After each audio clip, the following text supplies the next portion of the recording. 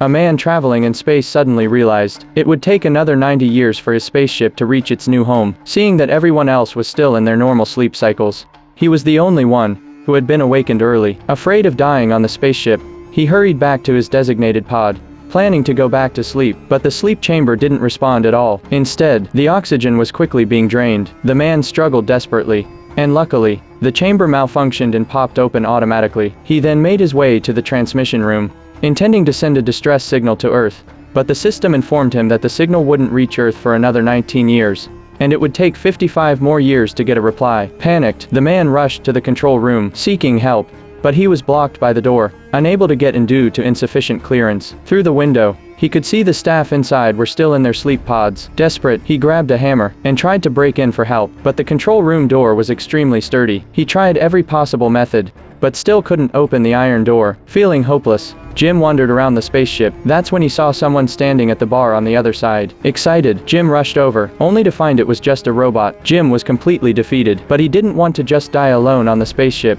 so he decided to make the most of his remaining time. He broke into the presidential suite. Moving into the rich person's room, he spent his days enjoying all the luxury entertainment facilities, eating top-tier meals in the fancy restaurant whenever he was hungry. But after a year, Jim started to feel bored, and his emotions became more and more unstable. The loneliness was slowly driving him mad. One day, Jim found a private space in the sleep area, where 2 spacesuits were stored. He put on one of the suits, tied himself to a rope, and went to the edge of the spaceship. For the first time, he saw the vastness of space. Then he turned off the magnetic function, drifting into the deep void of space. At that moment, Jim couldn't hold back his tears. He saw no hope for his future. Back on the ship, Jim accidentally saw a woman who took his breath away. From then on, Jim spent his days by her side, watching over her as she slept. But as he got to know her more, a terrifying thought began to form in his mind.